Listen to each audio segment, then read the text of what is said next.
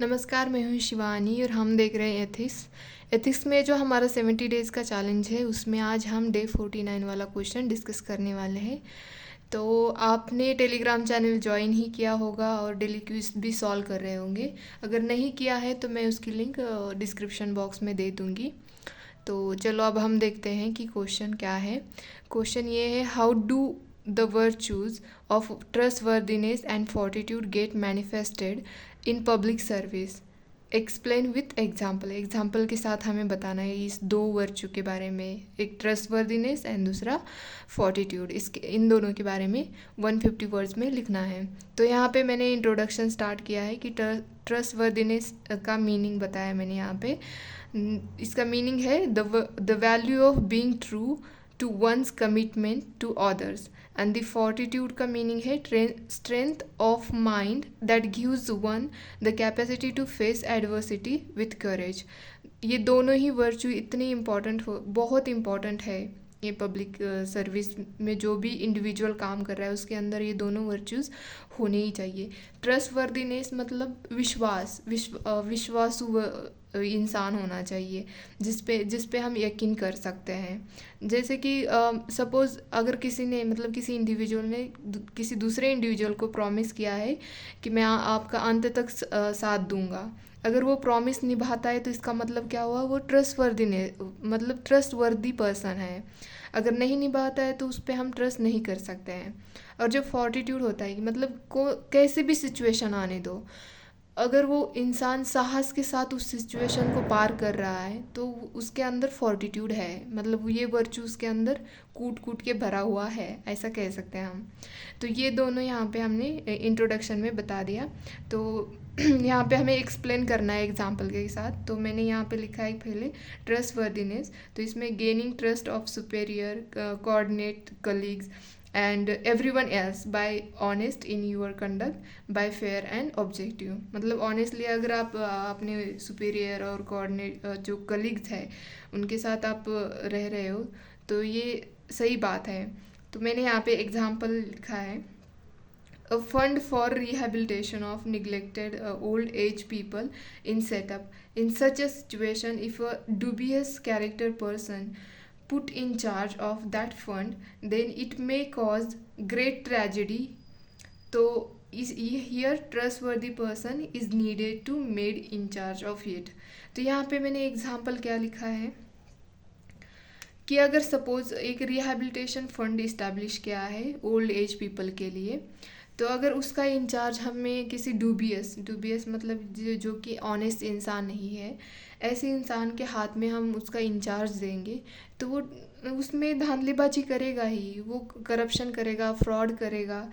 तो जो पीपल पहले ही सफ़र कर रहे हैं वो और ज़्यादा सफ़र करने लगेंगे। तो इससे अच्छा है कि हमें किसी ट्रस्टवर्दी इंसान के हाथ में इसका इंचार्ज देना चाहिए ताकि वो इस फंड का अच्छे से यूटिलाइज करे, इस फंड को अच्छे से यूटिलाइज करे ताकि जो ओल्ड पीपल हैं वो जो सफ़र कर रहे हैं तो वो अच्छे से अपनी ज़िंदगी बिता सकें। तो नेक्स्ट मैंने यहाँ पे लिखा है फोर्टिट्यूड। तो यहाँ पे fortitude it is a display of courage in a difficult situation. मतलब फोर्टिट्यूड यही होता है कि करेज के साथ हम किसी डिफ़िकल्ट सिचुएशन को फेस कर रहे हैं। तो ये एग्जाम्पल इसका मैंने यहाँ पे लिखा है, in a situation where a disaster like earthquake has taken place requires immense fortitude to ensure peace and stability. It leads to courageous people coming out to face the truth.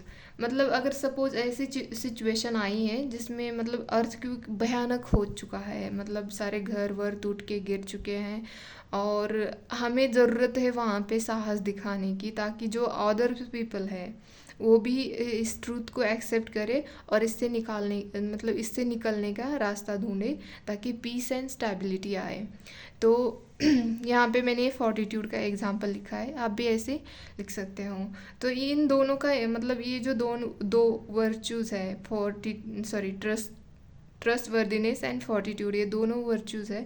तो इसका importance क्या है इन public service, तो इन public service में तो हमें देखना है कि यहाँ पे मैंने लिखा है कि public servants derives authority from constitution and law, should always have the courage to keep it constant. मतलब ये दो वर्चू एक पब्लिक सर्वेंट को हमेशा मतलब हेल्प करेंगे, जब भी वो अपने सर्विस में सर्विस प्रोवाइड कर रहे होंगे तब उनको ये बहुत हेल्पफुल हो रहेगी, ताकि ट्रस्टवर्दीनेस मतलब इनके ऊपर विश्वास भी रहेगा लोगों का, और फॉर्टिट्यूड मतलब ये साहस से अपना काम कर सकेंगे। और सेकंड है an honest servant also inspire many others. मतलब अगर सपोज एक रोल मॉडल बन जाता है कि जब सपोज़ अगर एक पब्लिक सर्वेंट है और उसने कोई काम साहस के साथ किया, मतलब जैसे कि करप्शन को एक्सपोज करना हो या किसी पॉलिटिकल नेक्सस को एक्सपोज करना हो, तो इसको अगर वो ऑनेस्टी के साथ करता है तो ये एक हमारे लिए इंस्पायर दूसरे पब्लिक सर्वेंट के लिए भी एक इंस्पायरेशनल रहता है। थर्ड है the public service will always challenge in many aspects, need to have fortitude. मतलब पब्लिक सर्विस में बहुत सारे चैलेंजेस होते हैं, जैसे कि पॉलिटिक्स वाले जो होते हैं उनका प्रेशर होता है पब्लिक सर्वेंट के ऊपर, और अदर मतलब अगर कोई स्कीम इम्प्लीमेंट कर रहे हैं तो वहाँ पे भी बहुत सारे चैलेंजेस आने लग जाते हैं, तो वहाँ पे उनके पास फॉर्टिट्यूड ये वर्चू होना चाहिए। तो इनसे इनको हेल्प मिलती है ताकि वो अपना काम अच्छे से कर सके। तो लास्ट में मैंने यहाँ पे कंक्लूड किया है trustworthiness and fortitude among other virtues must be imbibed by every public servant to enhance the quality of public service. मतलब एक पब्लिक सर्वेंट के अंदर ये दोनों वर्चू तो होने ही होने चाहिए ताकि वो अपनी क्वालिटी सर्विस प्रोवाइड कर सके सिटीज़न को। तो उम्मीद है कि ये क्वेश्चन डिस्कशन आपको अच्छा लगा।